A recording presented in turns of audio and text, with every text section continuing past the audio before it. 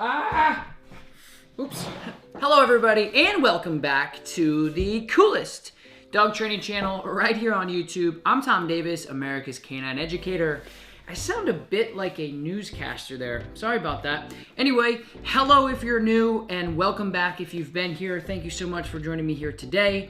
Today I have probably one of the most beneficial, important videos that I've ever put together for dog owners. And that's saying a lot because I've put almost 300 videos out there for you guys, but today it's about something that I see almost every single day.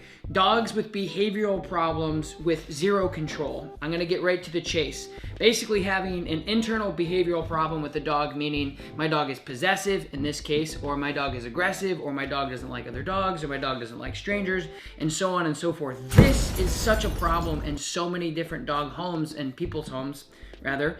And the core of it is in this video. It's not having the stability in your relationship, not having the clarity in your obedience creates all of these different behavioral problems. So this is one of the most important videos I put together. I'm really happy with it. If you guys like it, don't forget like, subscribe to my channel. I put these out all the time. Thank you so much for joining me.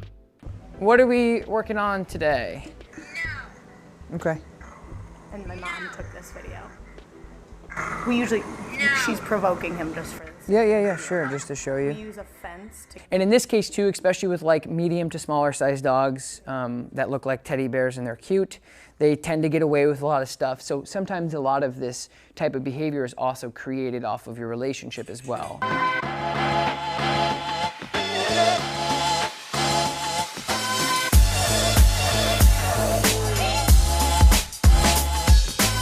So let's see you, let's do a little like leash work with him, just like healing him around, and I want to see how he responds to that. That's the other thing that I want to work on too, is just reestablishing your relationship with the dog as well, because you're getting the dog that says, this is mine, you're not going to touch it, and if you are, I'm basically going to punch you in your face for it.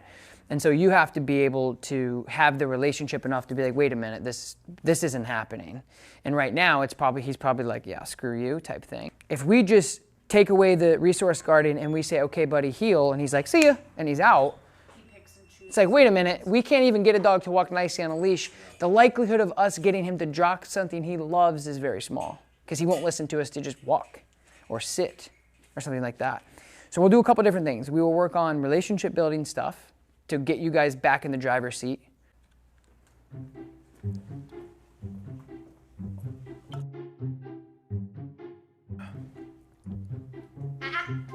Wait. Sit. Sit.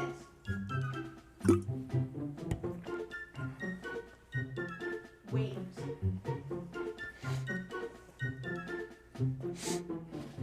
Sit. Sit.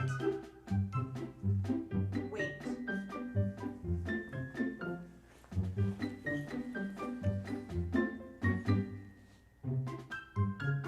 Break.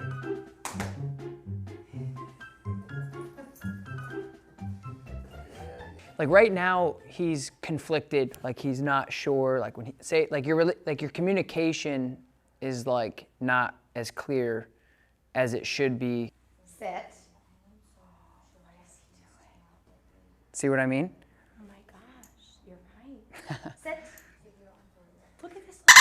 I'm sorry. It's okay. So having better communication, not necessarily like teaching him new things, but just actually starting to say, hey, this is what heel is. This is what sit is. And then that way, when I'm like, all right, how fluent are you with your dog? Like, what can you tell your dog to do that they understand clearly? And then that way, like you said, you're like, well, he kind of knows this, or he kind of knows that. And he gets easily, like, it's different when we're at home, and I'll say wait and break, and he, like, knows the routine, because I think that's where I trained him. But then if I do it, say, like, in the backyard, it's different for him, and he kind of picks and chooses when he listens to me. I'll say wait and break, and it's like he may or may not wait. And it's like I have no way, especially if he's far away from me, to correct him in that. Yep. Yeah, and that's kind of like what... Or like down, he'll hesitate. Like, yeah. So two things with that is like, one thing is transitioning to that type of environment. So like training in here versus outside is two different arenas, 100%. It's the difference between practice and the big game. That's the difference between people in the practice versus the Super Bowl. Like, you can't even, like, you know, they're comparable, but not really. It'll be like, there's a bird, there's Right. like, So two things with that is like transitioning into new environments takes time, consistency, and patience. And then the other thing is just if you can only get this happens all the time with dog owners, is if you can only get your dog to do certain things under the right circumstances, then your dog actually doesn't know anything. Like if you were to say, my dog knows sit, stay, wait, heel really nicely. Great, let's see it. And then you're like, well, here maybe it's like, well, wait a minute. Right. I asked, you know, right. So that's kind of like where it bleeds into. And that's what he showed too when he did wait and break. It's like he wasn't. Well, it almost just looked like, you know, same thing with break. He's like, break, he's like, I'm not really sure what that is, but I'm just going to go that way anyway. Right. So, but that's what I mean is, I would say high 90s of people, that happens. That's like a thing. And then they get frustrated when they're outside and they say, what the heck is going on? You know this stuff. Mm-hmm. And so anyway, so that's why I always like to see, like, if you're having problems with your dog completely saying, screw you, I'm not doing anything for you, but yet you guys are having a trouble communicating on a very low level, like basic stuff, it would make a lot of sense for that to be happening. And that's why, like, when I can look at my dog a certain way and they're like, what did I do? You know, same thing with like parenting, right? Your mom or dad looks at you, you're like, okay, sorry, right? It's the same exact thing. And so anyway, so my point is I want you to take a step back and really be a little bit more masterful about your very basic stuff. Because the micro of the basic commands that we're going to teach is great. We know sit, down, heel, stay, whatever, really well.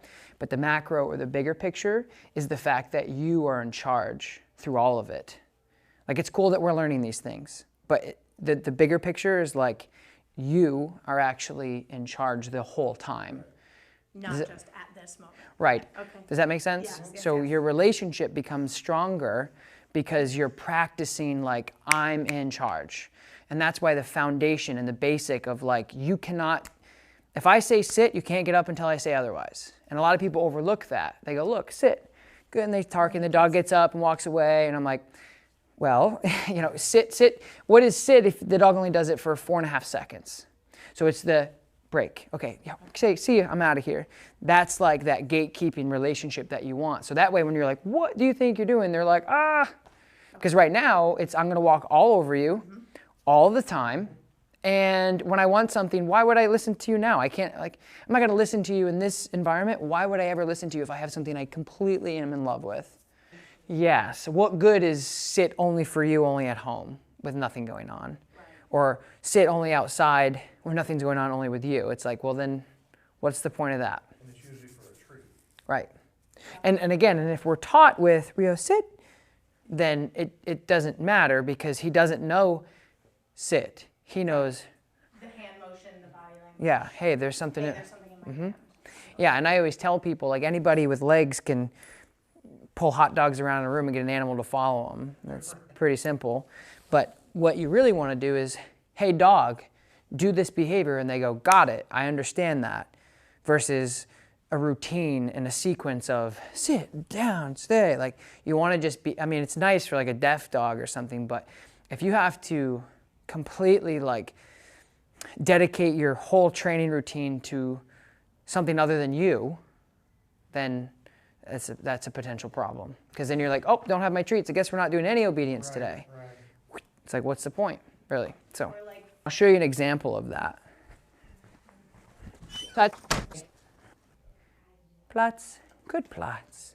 Assi, fui. Couché, good. Assi, down, good girl. Sit, good touch, good. So she did those behaviors up and down with 3 different languages.